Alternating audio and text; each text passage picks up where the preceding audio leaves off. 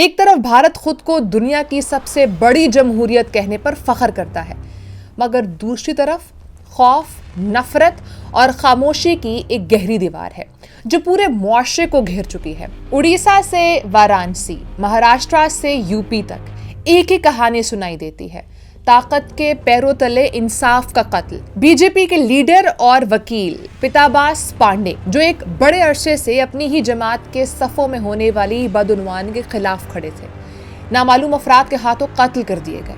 لیکن ان کے قاتل صرف وہ لوگ نہیں تھے جنہوں نے گولی چلائی، بلکہ وہ نظام اور ہندوتوا سوچ ہے جو انصاف کو طاقت کے تابع کر چکا ہے۔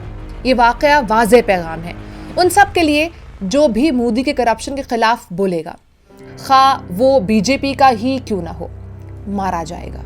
یہ زوال صرف سیاست تک محدود نہیں رہا، بلکہ پورے معاشرتی تانے بانے میں سرایت کر چکا ہے۔ انتخابات قریب آتے ہی نفرت کو ایک منظم سیاسی ہتھیار بنایا جا رہا ہے۔ بی جے پی کے مرکزی وزیر گری راج سنگھ مسلمانوں کو نمک حرام قرار دیتا ہے، جبکہ ایک اور انتہا پسند خاتون رہنما سادھوی پرگیا ہندو والدین کو مشورہ دیتی ہیں کہ اگر ان کی بیٹی کسی غیر ہندو سے شادی کرنا چاہے تو اس پر بھرپور تشدد کریں۔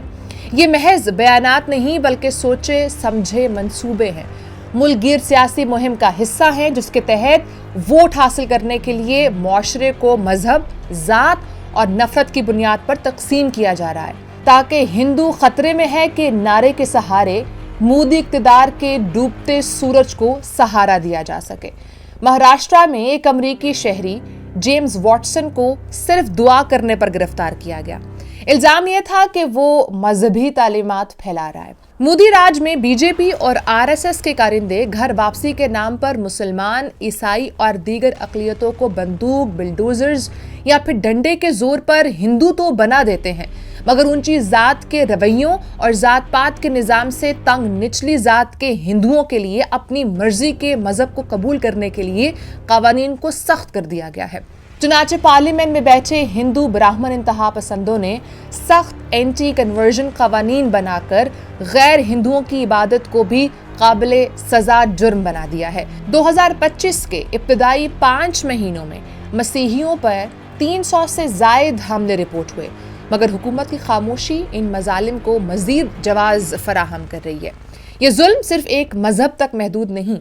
حیدرآباد میں مسلمانوں کے لیے مختص 2500 گز قبرستان کی زمین بھارتی فوج نے دفاعی علاقہ قرار دے کر چھین لی۔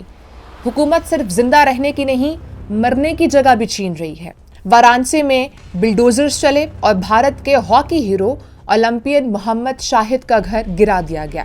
حکومت نے دعویٰ کیا کہ یہ سڑک کی توسیع کے لیے کیا گیا، مگر حقیقت میں یہ ایک مسلمان ہیرو کو تاریخ سے مٹانے کی کوشش تھی۔ بلڈوزر سیاست نے انسانیت اور قومی میراث دونوں کو رون ڈالا۔ یو پی اور ہریانہ میں گائے کے نام پر تشدد کے واقعات بڑھتے جا رہے ہیں۔ ایک مسلمان ڈرائیور کو مار دیا گیا اور 7 زخمی ہوئے، جبکہ اعداد و شمار بتاتے ہیں کہ 2010 سے اب تک 84% لنچنگ کے شکار مسلمان رہے ہیں۔ عدالتوں کے احکامات کے باوجود ریاستی خاموشی نے ان حملوں کو مزید بڑھا دیا ہے۔ حال ہی میں یو پی میں آئی لو محمد کے نام سے نکلا ایک پرامن جلوس بھارتی حکومت کو برداشت نہ ہوا۔ نتیجہ یہ کہ علماء اور نوجوان گرفتار کر لیے گئے۔ اب تو بی جے پی کے مسلم رہنما بھی بولنے سے ڈرنے لگے ہیں۔ براہم پور سے وارانسی تک ایک ہی سبق دیا جا رہا ہے: جب طاقت انصاف کو نگل لے تو قومیں ٹوٹ جاتی ہیں۔ آزادی ایک دن میں نہیں چھینی جاتی، یہ تب مٹتی ہے جب خاموشی سچ سے زیادہ محفوظ لگنے لگے۔ یہی آج کے بھارت کی تلخ حقیقت ہے، جہاں جمہوریت کے نعرے بلند ہیں مگر انصاف کی آواز دبا دی گئی ہے۔